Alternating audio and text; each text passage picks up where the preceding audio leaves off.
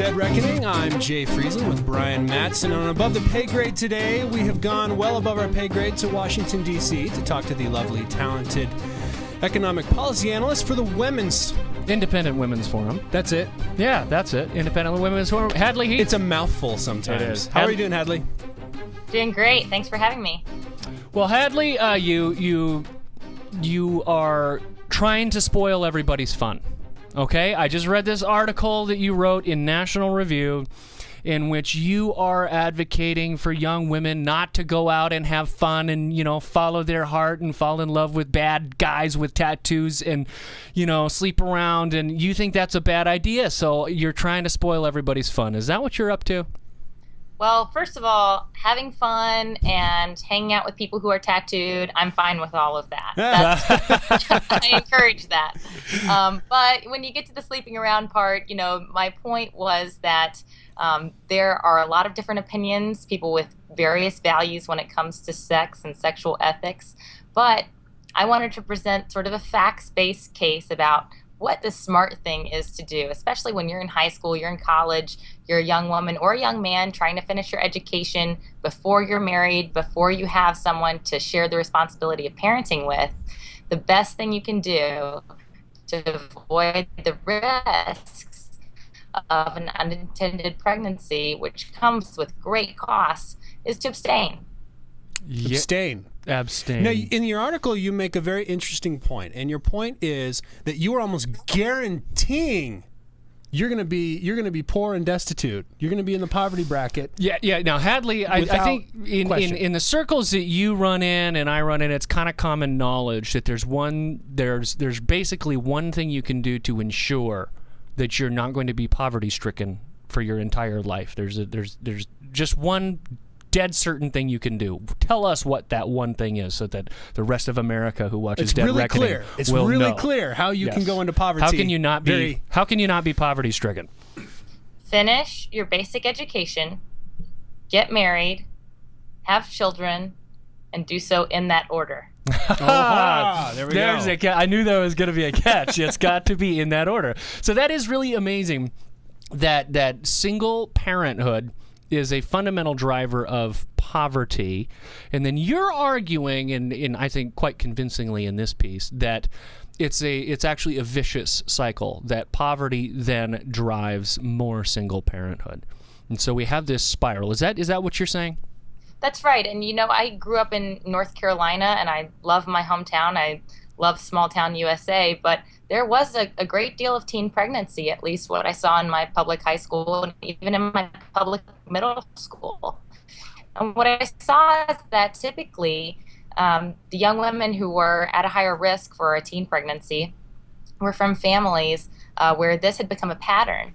And that's not necessarily because there are people who are any less. I think God creates us all equally in some ways. So it's important to keep in mind that there are important factors we can study from a sociological perspective, like poverty and like the structure of people's families, that give us some insight into where those risks are. And fighting them isn't about, becoming a moralizer and telling people that they're wrong. But I think it's important, at least, to point out that whenever you participate in sex, you put yourself at risk for pregnancy. About half of pregnancies in the United States are unplanned, even among married couples. So birth control and even, the most effective forms of birth control do not guarantee against a pregnancy. And like you said, pregnancy is, especially outside of marriage or outside of a relationship where you can share the costs, share the responsibilities of parenting, it almost guarantees that you're going to have a much harder financial row to hoe. It's another mouth to feed. And when you consider that wages aren't really growing, that our economy is not booming, then it's a very difficult struggle, and I would say mostly for young women because they take on the lion's share of parenting when they are a single parent. Yeah, it sort of reminds me of the Jim Gaffigan thing, When you think of the male contribution to creating a child, it's kind of embarrassing. You hear the argument all the time that, people are always fighting about abortion rights and abortion laws and when things happen and what's good and what isn't, what's legal. Well, you can eliminate that conversation by going back to sex equals babies. Yeah, end of story. You want to take that risk? go have sex. Yeah, right. But it's not simply a moral question anymore. It's an economic question, which I really appreciated. Well, Hadley, in this piece, one of the really interesting things I think you're pointing out is it's not just purely a kind of a rational economic analysis. You're really getting a little bit deeper into that in terms of who we are as people, because it seems to me you're saying that unwed motherhood leads to a stifling of hopes and dreams. You bring up that 65% of Harvard freshmen this year self-reported as being virgins, and you say, well, good for them, but that highlights something else. What kind of people are Harvard freshmen? Tell us a little bit about that. That's right. And when I was writing this piece, hopefully she isn't watching this, she'll be embarrassed, but I have a sister who's a freshman in college. And I was thinking of her when I was writing this because, college is the time where you spread your wings and you're no longer living under your parents' roof and you have a lot more freedom. But it was encouraging to me to see that 65% of Harvard freshmen reported that they'd never had sex. And also encouraging to me, if you don't mind, I'll share a few other statistics about how teen pregnancy and teen sex has actually gone down since 1990. And that's something we don't talk about very much. Of course, unwed motherhood is continually on the rise because many women in their 20s are picking up the slack for the unexpected outside of marriage births. But teen pregnancy actually declined 42% between 1990 and 2008.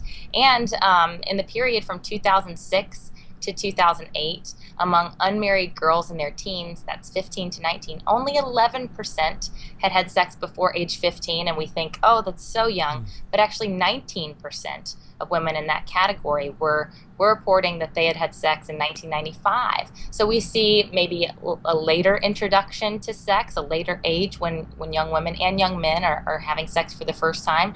And this is leading to fewer teen pregnancies. So that's good news, and we should talk about the good news. We should talk about the fact that 65% of freshmen at Harvard haven't had sex, because I'm afraid that when young people watch Miley Cyrus videos or when they watch some of these television shows or look at the covers of the women's magazines at their local grocery store, they're getting the impression that sex is everywhere, everyone does it all the time, that's what's normal. And in fact, that's not what's normal, especially for women at a very young age. So I think we should encourage women to see this as, a part holistically of their life and who they are, because sex is a very intimate, very, I would say, sacred act. And because it leads to or can lead to the creation of a new life, and we forget that too often in our pop culture conversation, it does affect the way that we think about our future. And the way that we think about our future affects our likelihood of having sex at a very early age. So it is that same cycle that we were talking about when women are raised in a family like mine,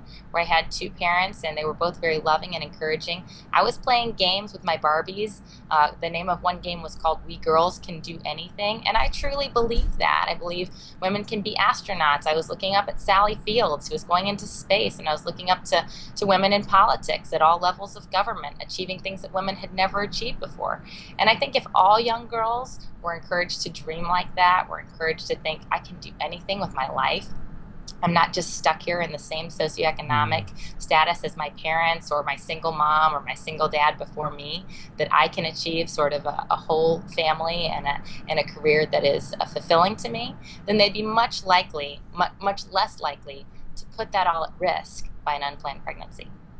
Well, that's fantastic. I have no words. Yeah, I mean, it's fantastic analysis. The one thing that came to mind was, I'm as I was listening to you talk, I was thinking about my wife, who traveled the world working with seminaries and postgraduate institutions for coordinated a doctoral program for an international nonprofit here.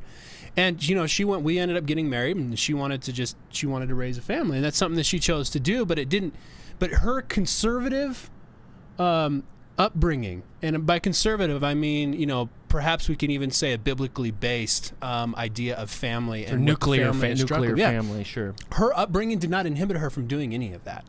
And these ideals that we promote on Dead Reckoning, that we're promoting as conservatives, some of us who are Christians, some of us who are not bad for society here, people. We're not trying to ruin the world. I mean, here's Hadley telling us this isn't just a good thing. This is a good thing economically for these girls. They just end up better. Yeah, you're appealing to self-interest here, right? I mean, that's right. Really what you're doing.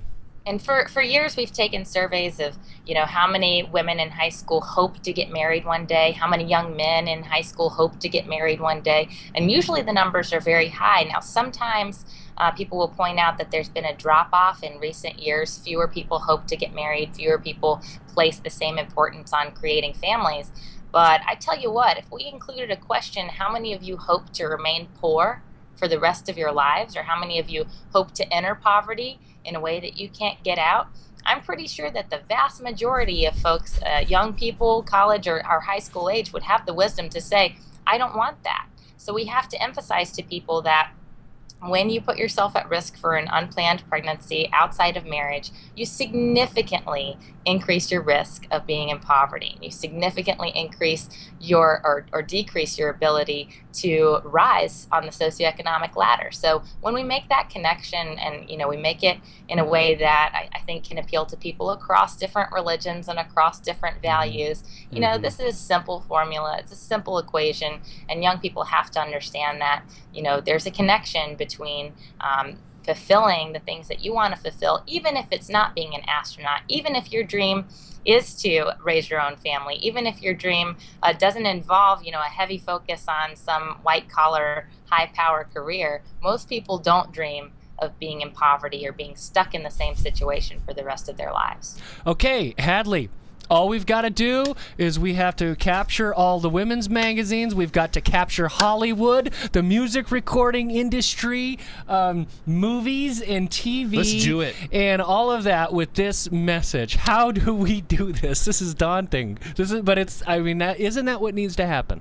We need a culture-wide embrace of these things.